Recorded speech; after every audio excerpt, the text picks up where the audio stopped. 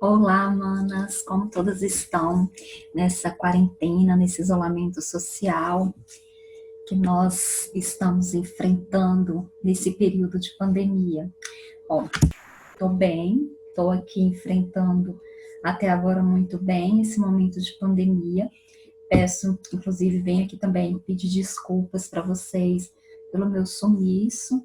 Havia prometido 2 resenhas, não consegui cumprir porque por conta do volume de trabalho que nós temos durante essa quarentena, como eu costumo dizer, isolamento social não é férias, não é folga, não é feriado, a gente continua trabalhando muito, a gente continua aí desenvolvendo, levando adiante as nossas pesquisas, nossos projetos de extensão, trabalhando muito as questões da publicação, né, do que a gente já fez, do que a gente já desenvolveu, e transformar isso aí em um resultado para que as outras pessoas possam ler, possam entender o que a gente faz dentro da universidade. Então, como havia prometido, como vocês votaram, escolheram lá no Instagram, no perfil do Feminismo em Livros, vocês escolheram Caliban e a Bruxa, da Silvia Federici. Eu sou super suspeita para falar, porque qualquer escolha que vocês fizessem, Caliban e a Bruxa, como a mística feminina, eu ia adorar resenhar os dois. É um livro denso, um livro que não é só longo, né? Ele tem 460 páginas. Então, ele não é só um livro que tem um volume grande, mas ele é denso. É uma leitura gostosa, uma leitura muito boa, mas ele é bem denso. Então, eu dividi em algumas partes, dividi em 3 partes. Né? Eu vou fazer essa introdução, apresentar a autora, apresentar a obra, apresentar as ideias centrais. Num segundo momento, eu apresento o capítulo 1, 2, 3.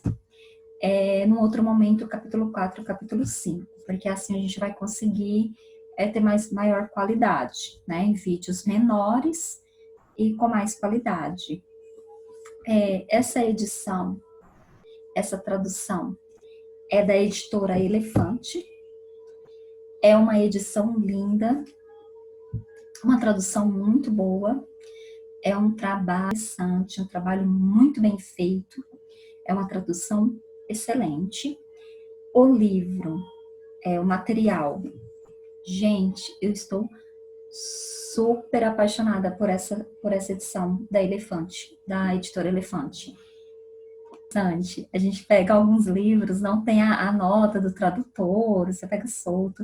Esse veio, essa edição veio com a nota das tradutoras, uma nota muito bonita, apresentando o livro, apresentando a tradução, apresentando como aconteceu esse encontro da editora com a autora e como ela houve essa negociação para a tradução para a língua portuguesa. Então, uma obra, é uma edição muito legal, eu gostei demais, gostei tanto que fiquei uma cliente assídua da editora, comprei o Ponto Zero e a Revolução também, da Silvia Federici, tão bonita quanto. Então, olha só, que obra bonita, que livro, que produto bonito. Aí tem as ilustrações, bem bonitas. Ai, a minha câmera não é muito legal, não é boa, mas dá para perceber o quanto é bonita, né, a obra. Olha, é bem bonita, é bem legal. Eu gostei bastante. Isso, eu falo com essa pronúncia porque ela é italiana, então eu falo Silvia Federici. Ela é uma intelectual militante de tradição feminista e marxista. Ela nasceu em Parma, na Itália, em 1942, mas ela se mudou para os Estados Unidos em 1967. Então, aos 25 anos de idade, ela foi viver nos Estados Unidos. Nos Estados Unidos, ela foi cofundadora do Coletivo Internacional Feminista. Ela participou da campanha para de melhores salários para o trabalho doméstico e contribuiu com o coletivo Notas da Meia-Noite, nos Estados Unidos. Durante os anos de 1980, ela foi professora numa universidade na Nigéria. Na Nigéria, ela acompanhou de perto e trabalhou ali junto à organização feminista de mulheres na Nigéria. Ela contribuiu com a criação do Comitê para a Liberdade Acadêmica na África. Atualmente, ela é professora emérita da Universidade de Hofstra, em Nova York. E além de Caliban e a Bruxa, ela é autora do Ponto Zero e a Revolução, que eu contei para vocês, que eu já adquiri também pela Editora Elefante. Ela é autora de inúmeros artigos que tratam sobre o feminismo, o colonialismo, a globalização precária. Então é muito interessante assim o histórico dela, a vida acadêmica dela, que é um trabalho muito voltado aí para essa questão do feminismo e do marxismo. Esse livro aqui, ele não foi algo escrito no final de semana, em um mês, em um ano, não. É resultado de 30 anos de trabalho, de 30 anos de pesquisa, inclusive não só nos Estados Unidos. É um trabalho histórico, na verdade, mas ela faz algumas reflexões muito interessantes a partir do trabalho dela na Nigéria e alguns encontros, algumas conferências que ela participou em países sul-americanos, entre eles o Brasil. Então, é muito interessante pensar nessa questão do tempo em que ela levou para construir esse trabalho.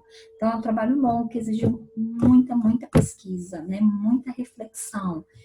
Então, eu acho que a construção de um trabalho de uma leitura histórica de todo um processo de opressão e de exploração do trabalho feminino. Né? Então, ela vem trazer as raízes, o que nos faz pensar que ela é uma feminista radical, né? Pensando lá nas categorias do feminismo, feminismo liberal, interseccional, radical. Poderíamos pensar radical. Radical não é que ela é uma feminista que anda de skate, tatuada, não. Radical porque ela é uma feminista teórica que vai nas raízes da questão de exploração, de opressão, do trabalho feminino, da mulher, enfim. Isso que é o que nós falamos de feminismo radical. Radical é a palavra radical na etimologia da palavra raiz, aqui você entender a raiz dessas questões de opressão. Bom, no texto, como eu falei para vocês, ele começa o livro, ele começa aí com a apresentação das tradutoras, né, das tradutoras da editora Elefante, que apresenta o livro, que nos vai dizer sobre a importância dessa obra para a teoria feminista, vai nos contar aí que além da tradução para o português, ele foi traduzido também para o espanhol, ela foi vendida no México, Argentina, Áustria e recentemente no Equador e na França. Então é uma obra que tem uma vendagem muito expressiva, é bastante lida, é bastante procurada pelas feministas teóricas, pelas feministas acadêmicas no mundo todo. O livro veio com 2 prefácios, a edição brasileira e outra edição estadunidense, ambos prefácios escritos pela própria autora, também um pouquinho aí dessa proposta de traduzir para o Brasil, ela vai apresentar algumas análises que o livro apresenta, né?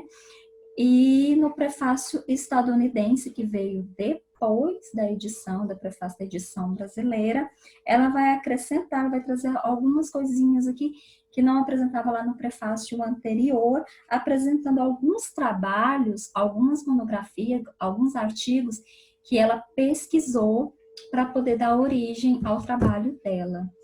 Então, ela valoriza muito todas as obras que ela pesquisou, todas as autoras feministas que ela pesquisou.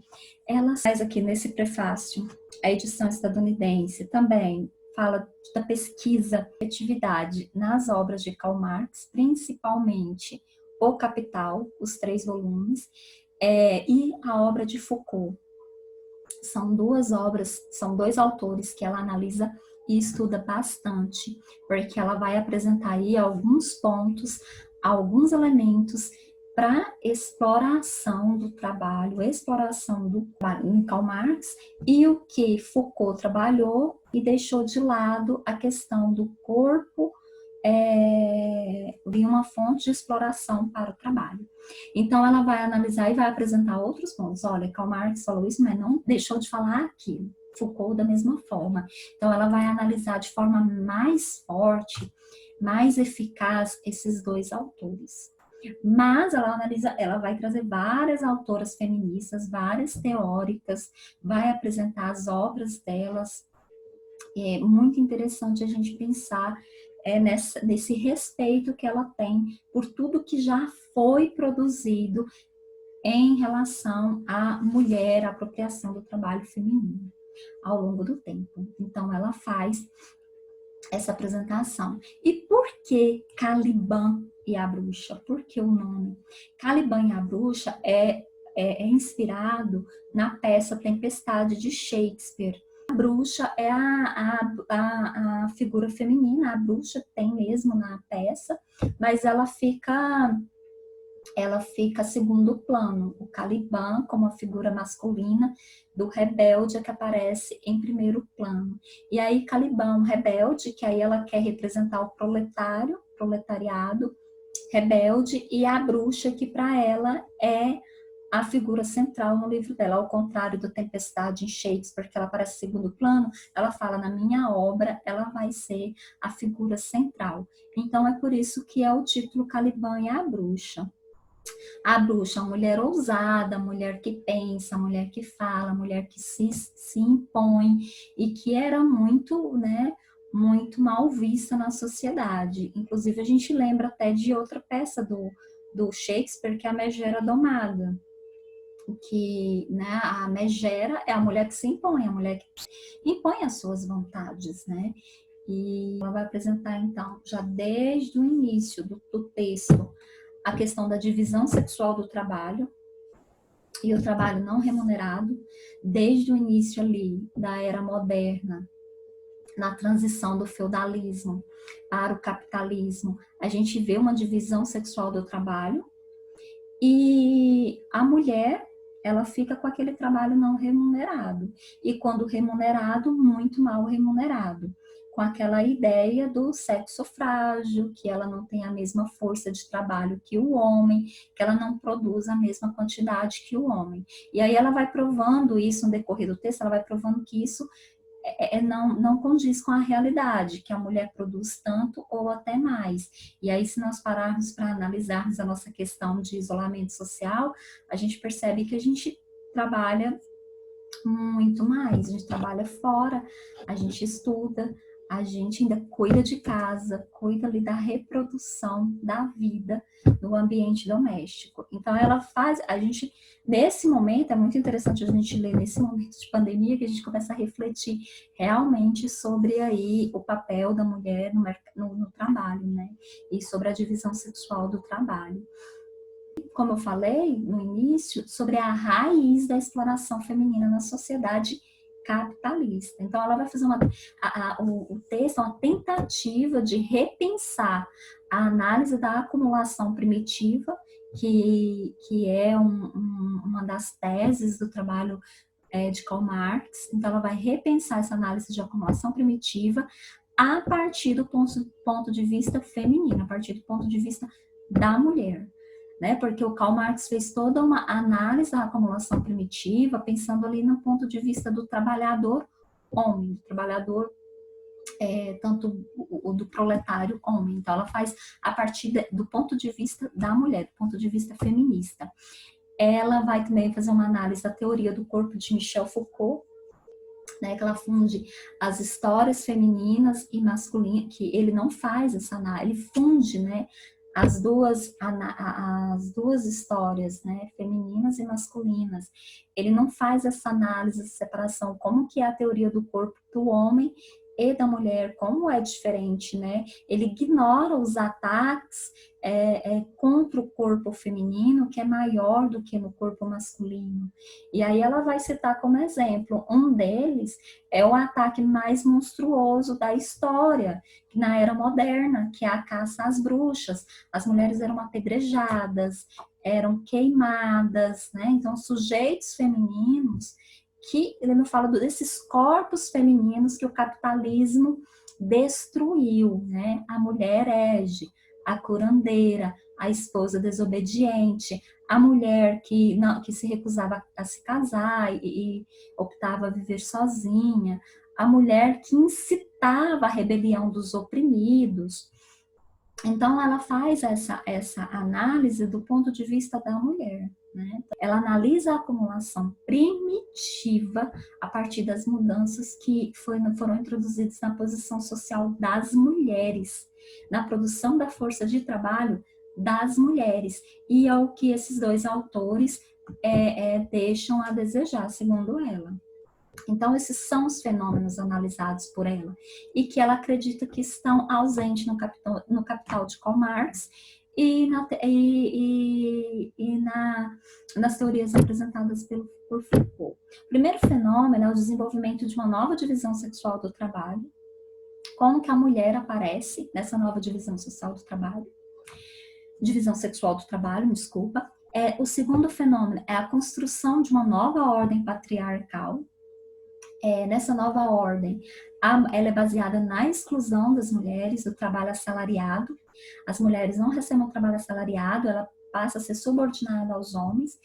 Mesmo quando ela vai para o trabalho fabril, lá nas fábricas, exercer aquelas funções pesadas da fábrica, ela recebe um salário inferior ao dos homens.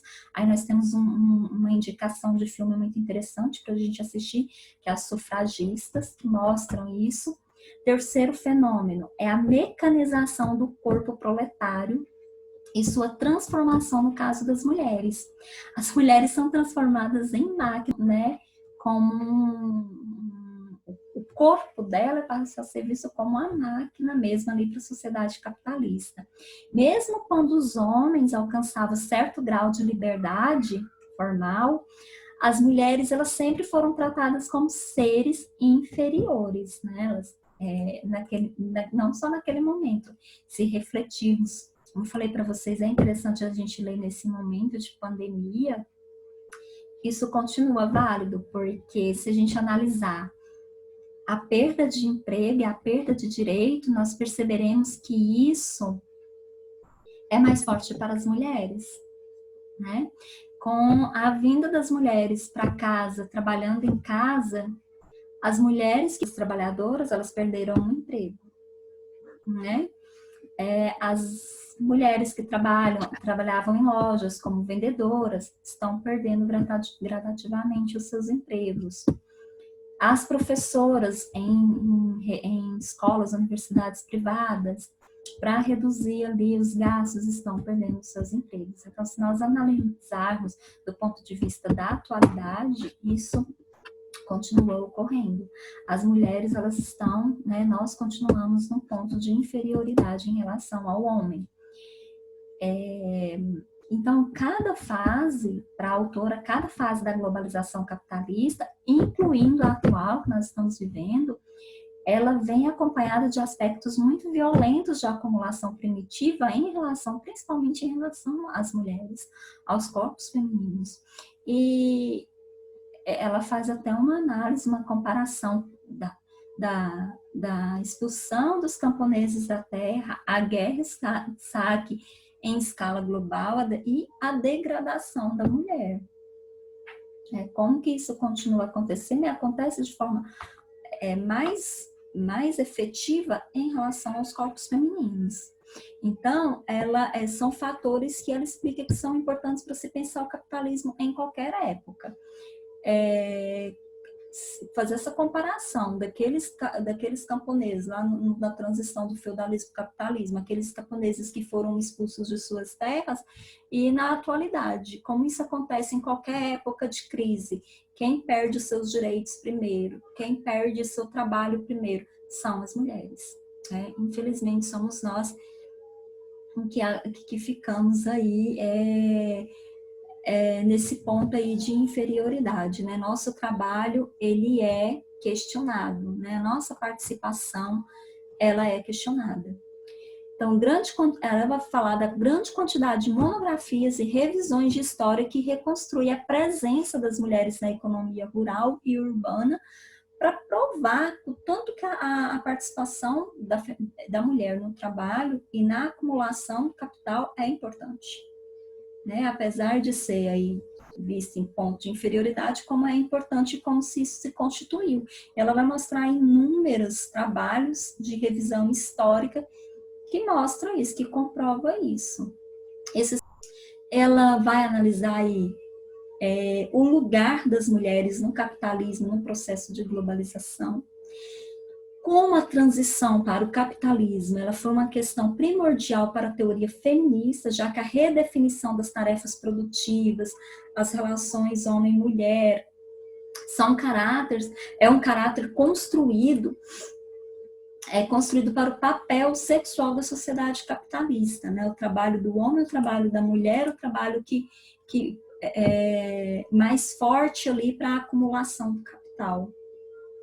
E ela propõe também transcender essa dicotomia entre gênero e classe, porque ela vai dizer o seguinte: na sociedade capitalista, a identidade sexual se transformou no suporte específico das funções de trabalho. Então, o gênero deveria ser uma especificação das relações de classe. O mais importante do livro é explicar essa execução de milhares de bruxas no começo da Era Moderna e por que o surgimento do capitalismo coincidiu com essa guerra contra as mulheres. A caça às bruxas, ela buscou destruir o controle que as mulheres tinham sobre si mesmas, né? Sobre a reprodução feminina, sobre o poder que elas tinham de escolher, e serviu também essa caça às bruxas, serviu também para preparar o terreno para o desenvolvimento de um regime patriarcal ainda mais opressor, né? Para deixar ali claro ali a inferioridade da mulher em relação ao homem. Ela defende também, dentro dessa obra, que a caça às bruxas ela tinha raízes na transformação social que acompanhou o surgimento do capitalismo. Então, aí é uma indissociabilidade entre o capitalismo e esse surgimento de um regime patriarcal. O que permite ela fazer essa análise é a identificação das mulheres como uma concepção degradada da realidade corporal, né, que está sendo aí, que foi aí e né, historicamente construído, né, para a consolidação desse poder patriarcal, né? O corpo feminino ele é visto como um objeto. E ainda é visto dessa forma. E ela vai trazer exemplos que bem chocantes, a violência obstétrica nos países subdesenvolvidos, nos países mais pobres, principalmente contra mulheres mais humildes, a violência doméstica, que continua muito grande, é um número expressivo. Então, todos esses são exemplos para nos mostrar que essa realidade é muito forte.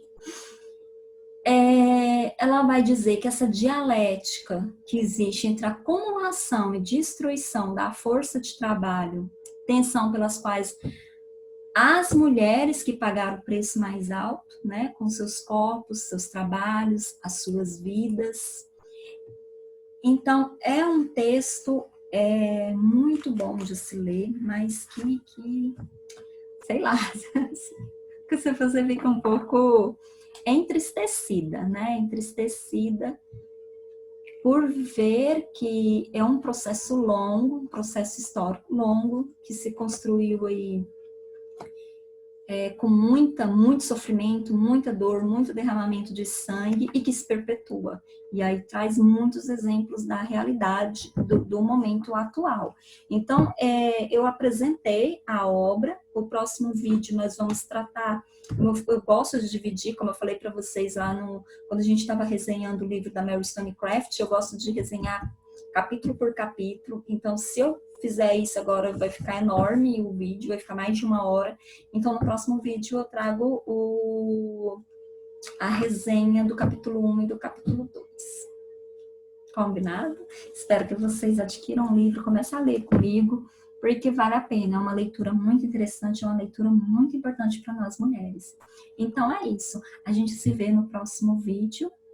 Perguntas, dúvidas, sugestões, comentários, deixa aí pra gente nesse campo. Se inscrevam no canal, curtam o vídeo, se quiserem curtir, né? Se tiverem gostado também. E façam aí as sugestões de vocês, isso é muito importante. Eu gosto muito para nos ajudar a melhorar. Um grande beijo e até a próxima.